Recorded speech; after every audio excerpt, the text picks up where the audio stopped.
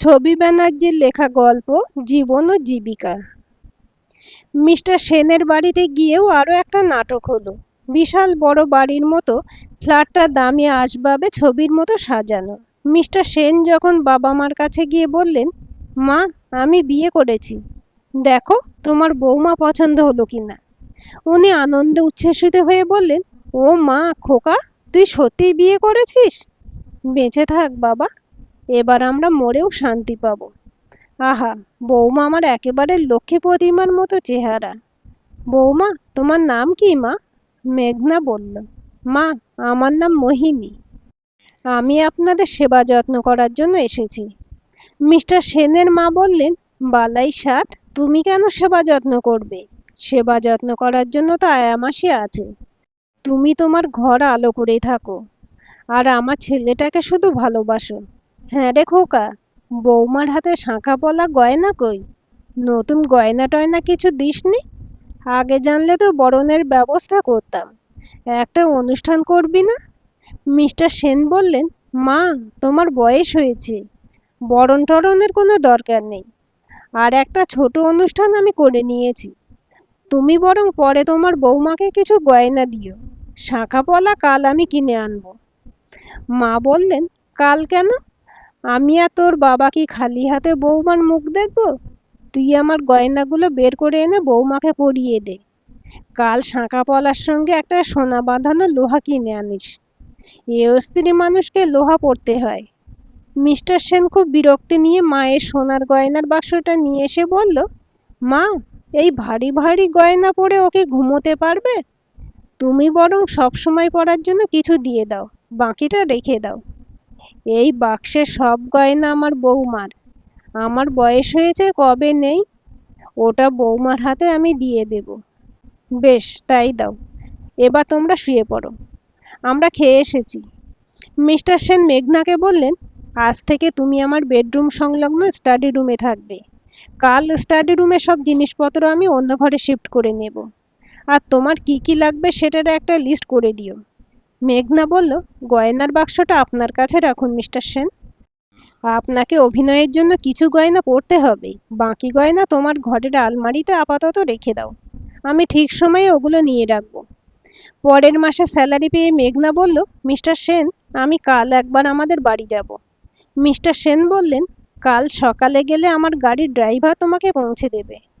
যাওয়ার সময় মায়ের দেওয়া সব গয়নাগুলো একবারের জন্য হলেও পরে যেও। কখন ফিরবে ড্রাইভারকে জানিয়ে দিও। মেঘনা বলল, আমি সন্ধ্যের পর ফিরে আসব। ঠিক আছে। বাড়িতে ঢোকার মুখে কাকার সঙ্গে মুখোমুখি মেঘনার দেখা হয়ে গেল। কাকা একটু বাঁকা হেসে বলল, কি রে, বেশ দামি গাড়ি তোকে নামিয়ে দিয়ে গেল দেখলাম। বেশ শাঁসালো পাত্রের সঙ্গে চুপি চুপি বিয়ে করেছিস শুনলাম। পাত্রটিকে তো দেখলাম না। এরপর তোদের সংসার চলবে কি করে? নাকি বড়লোক জামাই মাসে মাসে মাসোহারা দেবে? মেঘনা বলল, যাদের দেখাশোনার কথা তারা দেখছে। সে তোর পাস্ট হিস্ট্রি জানে তো? তোমার রেকর্ডিংটা কিন্তু খুব যত্ন করে আমার ফোনে সেভ করা আছে। তোমার কুকুরের লেজটা কিভাবে পুরো সিধে করতে হয় সেটাও আমার জানা আছে। আরে, আমি তো ঠাট্টা করছিলাম। এরকম বেয়াড়া ঠাট্টা আর দ্বিতীয়বার করলে তুমি খবর হয়ে যাবে। কথাটা মাথায় ঢুকিয়ে রাখো। আর একটা কথা, আমাদের বাড়ির ত্রিসীমানায় যেন তোমার ছায়াটাও না দেখি আমি। বাড়ি ঢুকতেই মা বলল, হ্যাঁ রে খুকু, জামাই এলো না? মা, তোমার জামাই ভীষণ ব্যস্ত মানুষ। বছরের মধ্যে ৫-৬ বার তাকে বিদেশে যেতে হয়। আমি তো বলেছি মাসে একবার আমি আসবই। জামাই জামাই করে সবসময় ঘ্যান ঘ্যান করো না। টুনু, রুনু, দামু সবাই তো স্কুল কলেজে গেছে। ওরা ফিরলে আমি দেখা করে চলে যাব। আচ্ছা মা, তোমাদের মাসে ২০,০০০ টাকা দিলে চলবে তো? খুব চলবে রে মা। টুনু, রুনু এখন কিছু করে টাকা দেয়। বিয়ের পর জামাই যে তোকে এখানে টাকা দিতে দেবে ভাবতে পারিনি রে মা। সত্যিই ভাগ্য করে জামাই পেয়েছি। মেঘনার বুক চিরে একটা দীর্ঘশ্বাস বেরিয়ে এলো। ১.৫ বছর পর মিস্টার সেনের বাবা বয়সজনিত কারণে মারা গেলেন। মেঘনা মনে মনে বলল, এই বৃদ্ধার মৃত্যু হলেই তার চুক্তির মেয়াদ শেষ হয়ে যাবে। মেঘনার মাথায় একরাশ দুশ্চিন্তা ঘনিয়ে এলো। সে চুক্তি শেষ হলে বাড়ি ফিরলে বাবা মা ভাই বোনদের কাছে কি কৈফিয়ত দেবে? তারা তো তার সুখী দাম্পত্য জীবনের চেহারা নিজে চোখে দেখে গেছে। বাবা মার চোখে তাদের জামাই দেবতার মতো। অবশ্য একটাই সান্ত্বনা, রুনু এমএ পড়তে পড়তে চাকরির চেষ্টা চালিয়ে যাচ্ছে। টুনু বিএসসি পাশ করলে নার্সিং পড়বে ঠিক করেছে। দামু সবার চেয়ে মেধাবী ছেলে। সে মাধ্যমিকে ৯৭% নম্বর পেয়ে কৃতিত্বের সঙ্গে পাশ করে এখন 11-এ পড়ছে। দুই বোন আর ভাইকে ইতিমধ্যে মেঘনা একবেলার জন্য এই বাড়িতে এক রবিবার নিয়ে এসেছিল। মিস্টার সেন সেদিন কাজের অজুহাতে বাড়িতে ছিলেন না। মেঘনা তার নকল শ্বশুরমশাইয়ের মৃত্যুর সংবাদ বাড়িতে জানায়নি। তারা শুনলে হয়তো কিছু তথ্য নিয়ে এখানে চলে আসতো। সেটা তার পক্ষে বড় বিড়ম্বনার হতো। এই ১.৫ বছরে মিস্টার সেনের সহজ সরল বৃদ্ধা মা বাবার প্রতি মেঘনা সত্যিই বড় মায়ায় জড়িয়ে পড়েছিল। ওনার মৃত্যুতে তার মন বেশ কিছুদিন ভারাক্রান্ত ছিল। মেঘনার এখন একটাই প্রার্থনা, তার দুই বোন অন্তত প্রতিষ্ঠিত হওয়া পর্যন্ত মিস্টার সেনের মা যেন আরো কিছুদিন বেঁচে থাকেন। ইদানিং সে রবিবার দেখে বাড়ি আসে। সেই রকম এক রবিবারে মেঘনা বাড়ি এলে মা বলল, খুকু, আজকে রাতটা থেকে যাবি মা? সে আমি থাকতেই পারি, কিন্তু হঠাৎ থাকতে বলছো কেন? তোর সঙ্গে কিছু আলোচনা আছে। মেঘনা বলল, মা, কোনো সমস্যা হয়েছে? না রে মা, তুই থাকতে কি সমস্যা হবে? ঠিক আছে, আমি ওখানে একটা ফোন করে দিই। দুপুরে খাওয়া দাওয়ার পর মেঘনা বলল, মা, এবার কি বলবে বলো। মা বলল, রুনু সুমন্ত বলে একটা ছেলেকে ভালোবাসে। ছেলেটা খুব ভালো কোম্পানিতে উঁচু পোস্টে চাকরি করে। অবস্থাপন্ন বাবার একটাই ছেলে। মা বেশ কয়েক বছর আগে মারা গেছেন। রুনু তোকে ভয়ে বলতে পারছে না। মেঘনা বলল, মা, রুনুর ভয় করার তো কোনো কারণ নেই। ভালোবাসা অন্যায় তো কিছু নয়। আচ্ছা, ওদের কতদিনের আলাপ পরিচয়? ৬ মাস রে। কিন্তু রুনু তো সবে এমএ ফাইনাল পরীক্ষা দিয়েছে। এরপর স্কুলের পরীক্ষায় বসার জন্য বিএড ট্রেনিং নেবে। রেজাল্ট ভালো হলে কলেজের পরীক্ষাতেও বসবে। রুনু নিশ্চয়ই নিজের পায়ে না দাঁড়িয়ে বিয়ের কথা ভাবছে না। ভালোবাসা খাঁটি হলে ছেলেটি অবশ্যই অপেক্ষা করবে। ততদিনে রুনু ছেলেটির সঙ্গে মেলামেশা করুক, যোগাযোগ রাখুক, তাকে ভালোভাবে চিনুক। মাত্র ৬ মাসের পরিচয়ে একটা ছেলেকে চেনা যায় না। মা বলল, কিন্তু ওরা মনে হয় এতদিন অপেক্ষা করবে না। সামনের রবিবার সুমন্ত আর ওর বাবা জয়ন্তবাবু রুনুকে দেখতে আসবে। ধর এটা যদি সম্বন্ধ করে বিয়ে হতো, তাহলে মাত্র ১ মাসের দেখা দেখিতেই তো বিয়েটা হয়ে যেত। চেনাচেনি বল আর ভালোবাসাই বল, সেটা তো বিয়ের পরেই হতো। মেঘনা বলল, মা, তুমি খুব ভালো করেই জানো সে কপাল আমাদের নয়। আমি সম্বন্ধ করে বিয়ে দিতে কোনোদিনই পারবো না। রুনু নিজের পায়ে দাঁড়িয়ে বিয়েটা করলে কোনো কারণে বিয়েটা যদি ভেঙেও যায়, তাহলে চাকরিটা ওর পায়ের তলার মাটি শক্ত হয়ে রক্ষা করবে। আমার মত যদি জানতে চাও তাহলে বলবো, নিজের পায়ে না দাঁড়িয়ে রুনু বিয়ে করার ব্যাপারে আমার মত নেই। রুনু ফুঁসে উঠে বলল, তুই তো কয়েক ঘন্টার মধ্যে কারোর কোনো মতামত না নিয়ে স্বার্থপরের মতো বিয়েটা করেছিলি। তোর সঙ্গে জিজুর কত বছরের মেলামেশা ছিল। তোর এই হঠাৎ বিয়ে করাটা তো আমাদের কাছে রহস্য। মেঘনা বলল, রহস্য? রহস্য নয়। তোর জিজুর সঙ্গে মেলামেশা ভালোবাসার খবর কি আগে মা বাবাকে জানিয়েছিলি? আমি জানি। আমার ভালো বিয়ে হচ্ছে বলে তুই হিংসা করে বিয়েতে বাধা দিচ্ছিস। তুই কি ভেবেছিস তুই আমাদের ৪ বেলা খেতে দিচ্ছিস বলে আমরা সারা জীবন তোর পদানত হয়ে থাকবো? মেঘনা ঠাস করে বোনের গালে একটা চড় মেরে বলল, এত বড় অকৃতজ্ঞ বেঈমান তুই? আমি সেই হায়ার সেকেন্ডারি পাশ করার পর নিজের সবকিছু বিসর্জন দিয়ে রোজগার করতে পথে নেমেছিলাম। আমার জন্যই আজও তোরা খেয়ে পড়ে বেঁচে আছিস। পরের মাস থেকে আমি টাকা দেওয়া বন্ধ করলে তোদের নুন ভাতও জুটবে না। আমি তার সঙ্গে কতদিন মেলামেশা করে বিয়ের সিদ্ধান্ত নিয়েছি, তার কতটুকু তুই জানিস? ওর জোরাজুরিতে আমি শর্ত সাপেক্ষে বিয়ে করেছি, যাতে আমি এই সংসারের জন্য আমার রোজগারের টাকা নিয়মিত দিতে পারি। স্বার্থপর তো তুই। তুই নিজের পায়ে দাঁড়িয়ে বিয়ে করলে তোর উপার্জনের টাকায় বাবা মা ভাই বোনকে সাহায্য তো করতে পারতিস। এই পরিবারের প্রতি দায়বদ্ধতা কি একলা আমার? তোর যা খুশি তাই কর। মা, আমি রাগের মাথায় যা বললাম তার জন্য ক্ষমা করো। আমি তোমাদের আর ভাই বোনদের ভালো ছাড়া কখনো মন্দ চাইনি। আমি আর রাতে এখানে থাকবো না মা। এই আলোচনায় আমাকে না জড়ালেই ভালো করতে। খুকু, রাগ করিস না মা। তুই রবিবার আসবি তো? না মা, আমার আসা সম্ভব নয়। মেঘনা একটা ক্যাব বুক করে চলে এলো। মিস্টার সেন বললেন, আজ তুমি রাতে থাকবে বলেছিলে? মেঘনা বলল, আসলে আমার কাজ শেষ হয়ে গেছিল। মিস্টার সেন বললেন, চুক্তি অনুযায়ী মাসে তোমার একটা দরকারের দুটো ছুটি পাও না। মেঘনা বলল, দরকার হলে নেব। আপনাকে আমার কিছু বলার আছে। বলো। তোমার কাজে আমি খুশি। আমার মা তো উচ্ছ্বসিত প্রশংসা করেছে। তার জন্য আমি তোমার মাইনে এ মাস থেকে 5,000 টাকা করে বাড়িয়ে দিলাম। আর বকশিস হিসেবে আমার মায়ের দেওয়া গয়নাগুলো তোমাকে দিতে চাই। মেঘনা বলল, ধন্যবাদ মিস্টার সেন। চুক্তির বাইরে আমি আপনার কোনো সাহায্য বা বকশিস নেব না। পারিশ্রমিক হিসেবে 5,000 টাকাটা নেব। আপনার মা আমাকে পুত্রবধূ ভেবে গা ভর্তি গয়না দিয়েছিলেন। সেই গয়নাতে আমার কোনো অধিকার নেই। সামান্য যেটুকু গয়না আমি পরে আছি সেটাও আপনার মায়ের দেওয়া।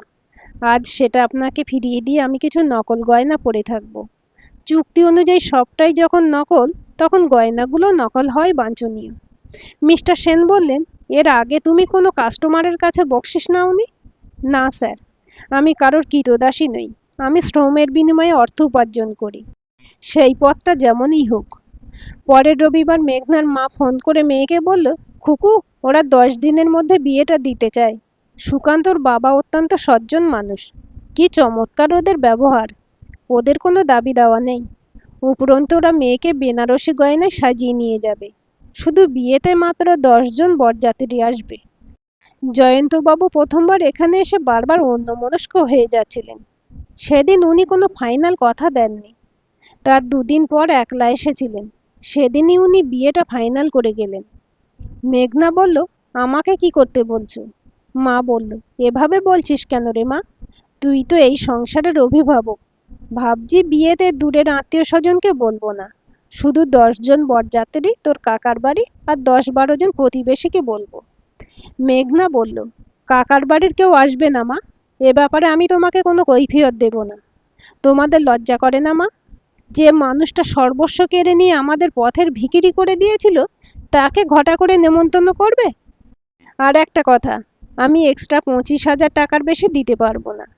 আমার সামনে এখনো অনেক দায় দায়িত্ব। বেশ, তুই যা বলছিস তাই হবে। মেঘনা বলল, মা, আরও একটা কথা। আমার শাশুড়ি মার শরীরটা ভালো যাচ্ছে না। তাছাড়া আমার চোখেও একটা ইনফেকশন হয়েছে। আমি বিয়েতে না গেলে রাগ করো না। আমি পরে বরং যাব। তুই এটা কি বলছিস মা?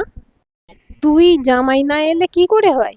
ছোট বোনের উপর কি এত রাগ করতে নেই মা? সে তোকে দুটো বাজে কথা বলে খুব কেঁদেছে। তোর বাবা তো এই অবস্থা। তারপর তোরাও যদি আসবো না বলিস, আমি একা একটা বিয়ে কি করে উদ্ধার করব? মেঘনা বলল, মা, রুনুর ওপর আমি রাগ করিনি। বরং ওর গায়ে হাত তুলে আমারও কষ্ট হয়েছে। আমি শুধু অসুবিধার কথাটা বললাম। ঠিক আছে, আমি বিয়ের দিন যাব। তোমার জামাই কাজের জন্য বাইরে গেছে। ও আসতে পারবে না। জামাই বিয়েতেও আসতে পারবে না? সে তো মাত্র একবারই আধ ঘন্টার জন্য এসেছিল। মেঘনা বলল, মা, আর 5টা জামাইয়ের সঙ্গে ও তুলনা করতে যেও না। ও একটু অন্যরকম। বিয়ের দিন মেঘনা এলে রুনু মেঘনাকে জড়িয়ে ধরে বলল, দিদি ভাই, তুই এখনো আমার উপর রাগ করে আছিস? বিশ্বাস কর, আমি বিয়ের পর চাকরির চেষ্টা করব। তোর কথা মতো বিয়েটাও করে নেব। আমি বলছি, সুকান্তের সঙ্গে আলাপ করলে তোর মন ভালো হয়ে যাবে। তুই এত বড় একটা কালো চশমা পরে আছিস কেন? তোর চোখের ইনফেকশনটা এখনো ভালো হয়নি? মেঘনা বলল, দূর পাগলি, আমি তোর উপর একদম রাগ করে নেই। এই কালো চশমাটা ডাক্তারবাবু 3 মাস পরে থাকতে বলেছেন। এখন মনে হচ্ছে তুই ঠিকই বলেছিস। সম্বন্ধ করে তোর আর টুনুর বিয়ে আমি কোনোদিনই দিতে পারতাম না। তোর বিয়েতে একরতি সোনাও দিতে পারলাম না। রুনু বলল, তুই ভাবিস না দিদি ভাই, মা আমাদের সবার অন্নপ্রাশনে সোনা বেচে ওর জন্য একটা আংটি কিনেছে। আংটি ছাড়া নাকি কন্যা সম্প্রদান করা যায় না। তুই শুধু আমাকে ক্ষমা করে দে। সন্ধে 7টার মধ্যে বরের গাড়ি চলে এলো। মেঘনা ছেলেটাকে এক নজরে দেখে ভালো লাগলো। বরণ পর্ব শেষ হবার ঘণ্টাখানেক পর জয়ন্তবাবু মেঘনার মাকে বললেন, নমস্কার মিসেস মিত্র। সেদিন সবার সঙ্গে আমার আলাপ হয়েছিল। শুধু আপনার বড় মেয়ের সঙ্গে আলাপ বাকি। শুধু আপনাদের অ্যালবামে ও ছবিটাই দেখেছি। কই, ওকে ডাকুন। মেঘনা এসে সামনে দাঁড়াতেই মিস্টার মল্লিককে দেখে ভূত দেখার মতো চমকে গেল। জয়ন্তবাবু বললেন, তুমি কেমন আছো রেশমি? মেঘনা এই ভয়টাই করছিল। মেঘনার মা বলল, জয়ন্তবাবু, আমার বড় মেয়ের নামটা আপনি ভুলে গেছেন। ওর নাম মেঘনা। আমার স্বামী শখ করে 3 মেয়ে আর ছেলের নাম নদ নদীর নামে রেখেছে। আমার মেজো মেয়ে তিস্তার সঙ্গে আপনার ছেলের বিয়ে হচ্ছে। ছোট মেয়ের নাম ময়ূরাক্ষী, ছেলের নাম দামোদর। মেঘনা বলল, মা, আমার খুব মাথা যন্ত্রণা করছে, আমি একটু ঘরে যাচ্ছি। জয়ন্তবাবু বললেন, বিয়ের লগ্নের এখনো 2 ঘন্টা বাকি। মিসেস মিত্র, আপনি বরং আদা দিয়ে আমার আর মেঘনার জন্য 2 কাপ চা পাঠিয়ে দিন। মেঘনার সঙ্গে আমার কিছু কথা আছে। ঘরে এসে মেঘনা বলল, মিস্টার মল্লিক, আপনি আমার পরিচয় জেনে নিশ্চয়ই আপনার ছেলের সঙ্গে বিয়েটা আর দেবেন না। আপনার কাছে আমার একটাই অনুরোধ, আমার পেশার কথা দয়া করে আমার বাবা মাকে বলবেন না। আপনি অন্য অজুহাত দিয়ে বিয়েটা ভেঙে দিন। আমি জানি বিয়েটা ভেঙে গেলে রুনুর আঘাতটা সহ্য করতে খুব কষ্ট হবে। জয়ন্তবাবু বললেন, তুমি এত অস্থির হচ্ছ কেন? শান্ত হয়ে বসো। মেঘনা বলল, কাকতালীয়ভাবে আপনার সঙ্গে যখন দেখাটা হয়েই গেল, তখন আপনার যে জিনিসটা আমার কাছে এতদিন গচ্ছিত ছিল সেটা নিয়ে আমাকে ভারমুক্ত করুন। ওই পার্সে আপনার ঠিকানা বা ফোন নম্বর থাকলে অনেক আগেই দিয়ে দিতাম। 1 মিনিট অপেক্ষা করুন স্যার। জয়ন্তবাবু বললেন, কত টাকা ছিল গুনে দেখেছো? না স্যার, প্রয়োজন মনে করিনি। 50,000 টাকা ছিল। এত টাকা সঙ্গে নিয়ে আমি ঘুরি না। টাকাটা একজন ধার নিয়েছিল, আমি ইচ্ছে করেই ওটা ফেলে এসেছিলাম, যাতে দায়ে অদায়ে কোনোদিন টাকার অভাবে তোমার পরিবার শুদ্ধ সবাইকে আটা গোলা খেয়ে থাকতে না হয়। তোমার সেদিনের কথা সব আমি বিশ্বাস করেও বলেছিলাম, তোমার এত বড় সমস্যার সমাধান আমি সত্যিই করতে পারবো না। সেদিন তোমার প্রতি আমি সহানুভূতিশীল ছিলাম। আজ তোমার সততার জন্য তোমাকে কুর্নিশ জানাচ্ছি। আচ্ছা, একটা কথা, তোমার সঙ্গে আমার জীবনের দ্বিতীয়বার দেখা হওয়া তো সম্ভাবনাই ছিল না। যদি সেটাই হতো, তাহলে তুমি কি করতে?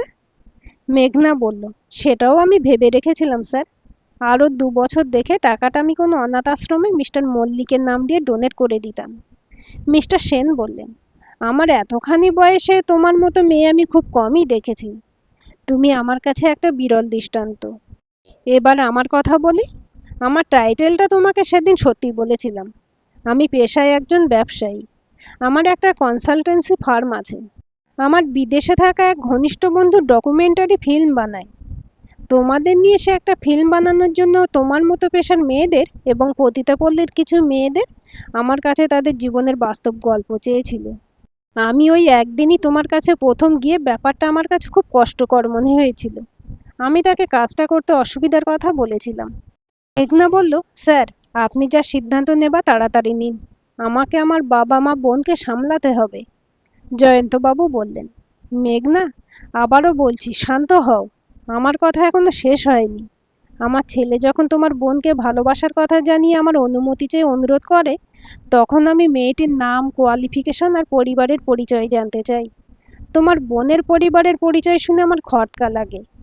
আমি তোমার বোনকে দেখতে এসে তোমাদের পারিবারিক অ্যালবামে তোমার ছবি দেখে শিওর হই।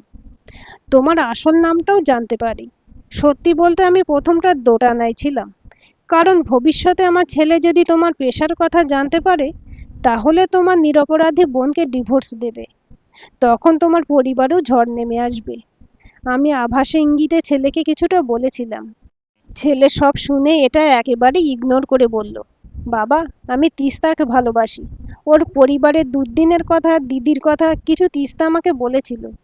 তার রোজগারের পথটা এবং বিয়েটা নিয়েও তার মনে সন্দেহ ছিল, আছে। আমার কাছে ওর দিদি অভিনন্দনের যোগ্য। তার রোজগারের পথটা যেমনই হোক, সে কিন্তু তার পরিবারের গায়ে কাঁটার আঁচড়টুকুও লাগতে দেয়নি। আমি তিস্তাকেই বিয়ে করতে চাই, বাবা। মিস্টার সেন বললেন, মেঘনা, এই বিয়েতে আমার 16 আনা মত থাকলেও ছেলের মতামতের জন্যই দোটানায় ছিলাম। আশা করি এবার তোমার অস্থিরতার সঙ্গে মাথা ধরাও সেরে গেছে। এবার তোমার কথা বলো। তোমাকে বিবাহিতা দেখে আমি খুব খুশি হয়েছি। মেঘনা বলল, স্যার, আর সবাইকে মিথ্যে বললেও আপনাকে আমি মিথ্যে বলতে পারবো না। আমার বিয়েটা নকল বিয়ে। বলতে পারেন এটা শারীরিক সম্পর্ক ছাড়া একটা চুক্তির বিয়ে। বুঝলাম, কতদিনের চুক্তি? মেঘনা বলল, মিস্টার সেনের বৃদ্ধ বাবা মার মৃত্যু পর্যন্ত। ওনার বাবা 6 মাস আগে মৃত্যু হয়েছে। মায়ের মৃত্যু হলেই চুক্তি শেষ।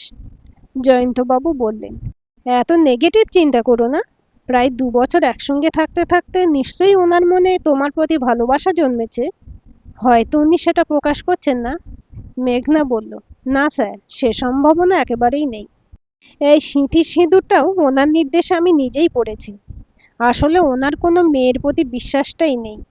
ওনার মায়ের কাছে শুনেছিলাম ওনার 5 বছরের বিবাহিতা স্ত্রী, যার সঙ্গে বিয়ের আগে 3 বছরের ভালোবাসা ছিল, সে ওনার সঙ্গে বিশ্বাসঘাতকতা করেছিল। আমি ঠিক করেছি চুক্তির মেয়াদ শেষ হলে আমার জমানো টাকা দিয়ে একটা বিউটি পার্লার খুলব।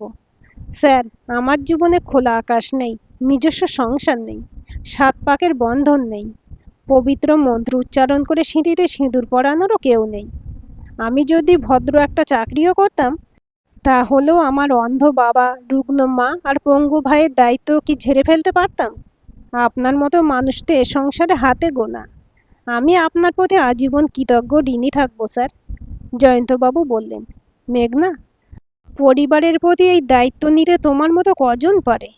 তুমি ভবিষ্যতে যে কোনো সমস্যা বা প্রয়োজনে আমাকে পাশে পাবে। তোমার নতুন করে জীবনে চলার পথে আমি সবসময় তোমার পাশে থাকব। আশা করছি আমার ছেলেও তোমার পরিবারের পাশে থাকবে। গল্পটি কেমন লাগলো কমেন্ট করে জানাবেন। ভালো লাগলে লাইক, শেয়ার এবং সাবস্ক্রাইব করবেন। আর অবশ্যই বেল আইকনটি ক্লিক করে রাখবেন।